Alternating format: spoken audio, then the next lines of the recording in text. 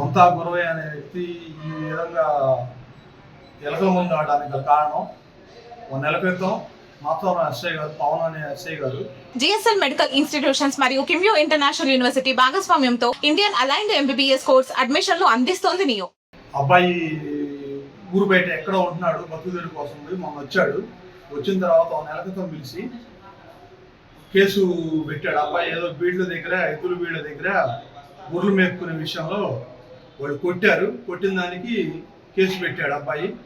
అయితే దాని నిమిత్తం అని చెప్పి 1 నెల క్రితం పిలిచి బెదిరించాడు ఎస్ఐ గారు.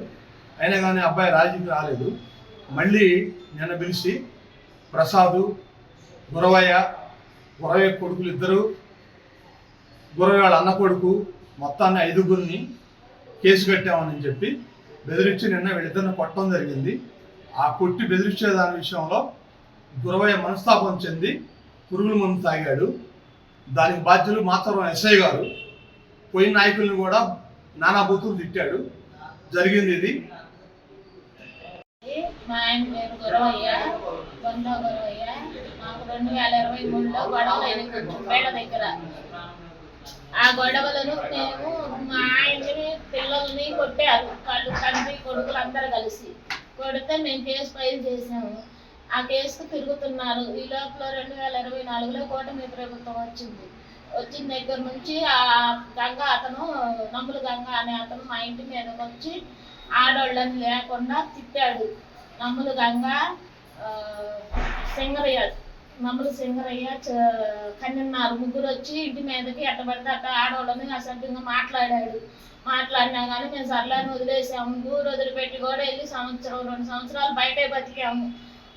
ఇంట్లో ముసలి చనిపోయాడు. చనిపోయినాక వచ్చాడు, ఇక్కడే ఉంటున్నాడు. వచ్చిన దగ్గర నుంచి నెలకు 2 సార్లు 3 సార్లు కేసులు పెట్టి మా మీద మమ్మల్ని పిలిపించి నువ్వు రాజీకి ఎందుకు రావని ఒత్తిడి చేస్తున్నారు ఎస్ఐ గారు, మాసారం ఎస్ఐ గారు.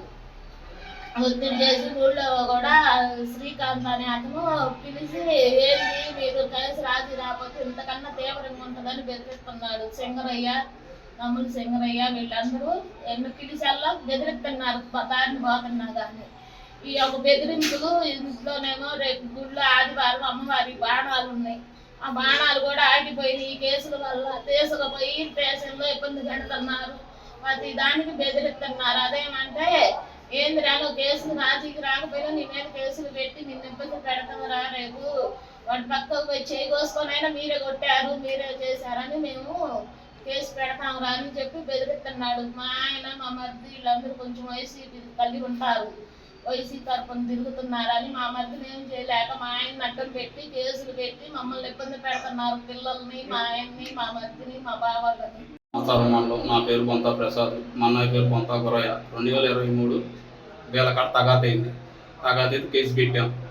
కేసు పెట్టి మెలకొని ఉన్నాం. మానవులే సరేలే ఏంది వద్దులే, తెలియని మధ్య తగాతులు ఇవన్నీ ఎందుకు మేము మెలకొని ఉన్నాం. దాని గురించి మేము పట్టించుకోవాలి. ఈ కూటమి ప్రభుత్వం వచ్చినాక పలాని గంగ, పలాని సింగరయ్య, సల్లగంల శ్రీకాంత్, మొన్నగూడ సల్లగంల శ్రీకాంత్ రాజీ పడపోతే నీకు మామూలుగా ఉంటుందని మా అన్నయ్య బెదిరించాడు. బెదిరించిన వల్ల సరే అని నిన్న స్టేషన్ తీసుకుపోయారు మమ్మల్ని. మళ్ళీ మొన్న నెలలో తీసుకుపోయారు. మళ్ళీ నిన్న తీసుకుపోయి పొద్దుగులు కూర్చోబెట్టారు. కూర్చోబెట్టి ఎస్ఐ గారు వచ్చి నా కొడకలారా వాళ్ళు కొట్టారు కదా మీరు, పవన్ ఎస్ఐ కొట్టారు కదా, మీకు అంత కొత్త కోల్పోయిందిరా అని అట్ట పడితే అట్లా మాట్లాడింది. సరే అని నెలకొని ఉన్నాం. దానివల్ల మా అన్నయ్య బాధ తట్టుకోలేక ఎలకలు పెడుతున్నాడు. మేము ఏ గాడికి వైసీపీలో తిరుగుతున్నాం, చేస్తున్నాం, ఈ నా కొడుకుని ఏడా తొక్కిపోయంగాలని నా కొడుకులకి బాగా ఉంది. ఆ రకంగా చేస్తున్నారు మమ్మల్ని. గంగ, నమ్ములు గంగ, సింగరయ్యకి, మా అన్నయ్యకి ఏదైనా జరిగితే మటుకు మామూలుగా ఉండదు.